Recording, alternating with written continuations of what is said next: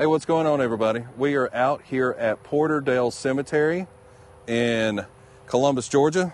I wanted to say Macon, but that's definitely not it. So we are here to visit the mother of the blues, a lady very instrumental. I mean, she even gave it the name of the blues, right? We're here to visit Ma Rainey.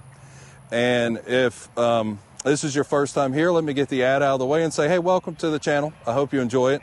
If you do, please consider liking, subscribing, sharing, doing all those things. And if this isn't your first time here, hey, welcome back. I hope you enjoy the content.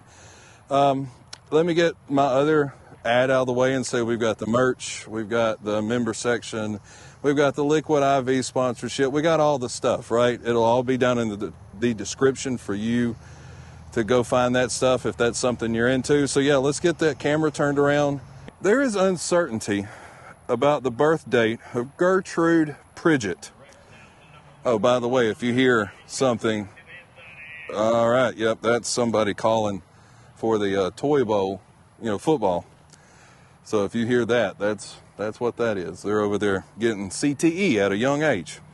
All right, some sources indicate that she was born in 1882, while most sources assert that she was born in April of 1886.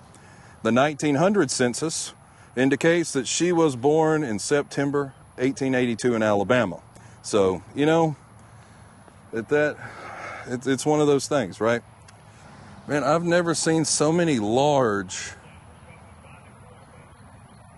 like, the writing, and it's concrete, or it appears to be concrete, or if it's not concrete, it's brick.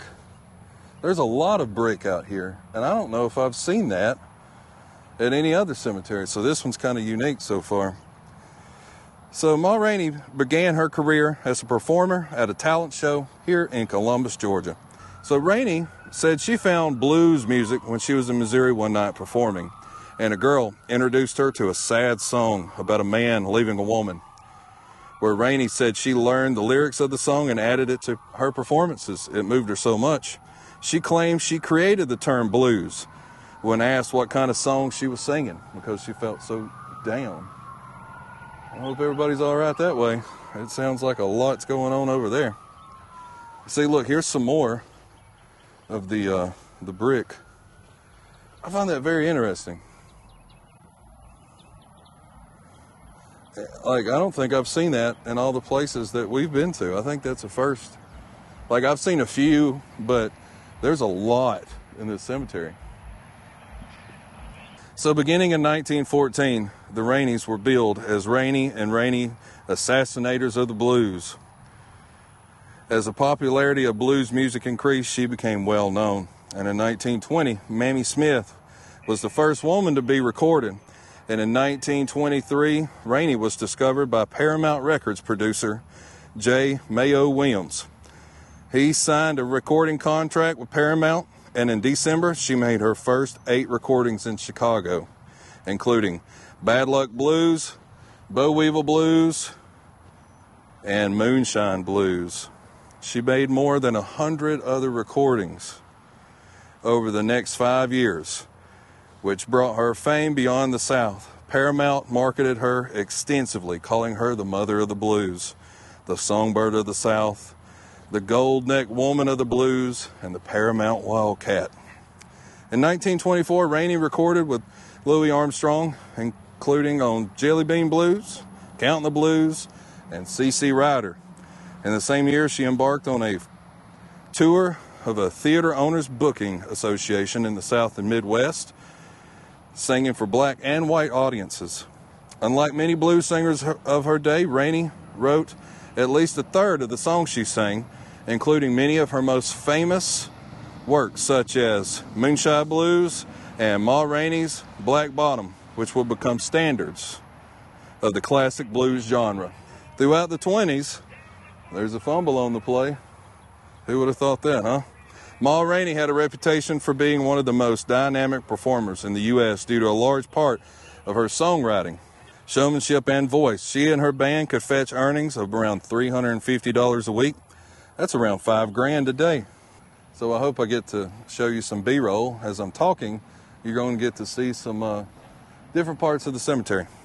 Towards the end of the 20s, live vaudeville went into decline, being replaced by radio and recordings. And in 1928, she worked with Dorsey again and recorded 20 more songs before Paramount terminated her contract.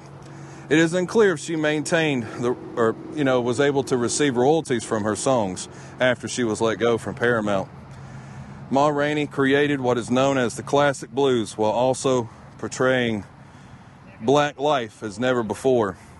As a musical innovator, she built on the performative traditions of vaudeville with comedic timing and a hybrid of blues traditions she encountered in her vast tours across the country. She helped to pioneer a genre that appealed to North and South, rural and urban. She passed away of a heart attack in 1939. So Gertrude Rainey died December 22 at 39. And right there, I'm going to zoom in tight. So it says, rest in peace, Gertrude Ma Rainey, mother of the blues, born in Columbus, Georgia. It says 86 on this, where, when we started talking, they think it's more like 82. How cool, huh? Gertrude Ma Rainey, like the mother of the blues. I was watching, when I was doing some research about this, I saw where Netflix had a movie about that, where Chadwick Boseman and, I hate that I cannot remember her name, but she's the boss in the Suicide Squad. Oh, man, Viola Davis. I knew I could do it. I pulled that out of the old noggin. Good on me. But yeah, how cool. I looked at the history of the cemetery, and as far as notable graves, right? So if you go to find a grave, she's the only one that shows that's in here, but there's a lot.